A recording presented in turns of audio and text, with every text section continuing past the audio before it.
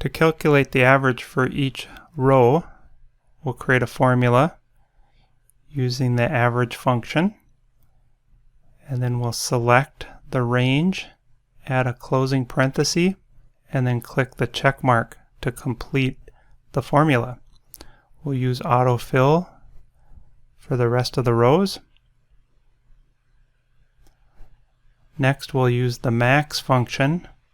We'll type max left parenthesis and then click and drag the row to list the maximum value in that row. We'll use the autofill function for the rest of the rows or associates. There's also a min function, left parenthesis, click and drag to select the range, right parenthesis, check mark to complete the formula. This lists the minimum value. And then the sum, which we've seen before, sum left parenthesis, select a range, right parenthesis, complete the formula with the check mark, and then autofill to complete the list.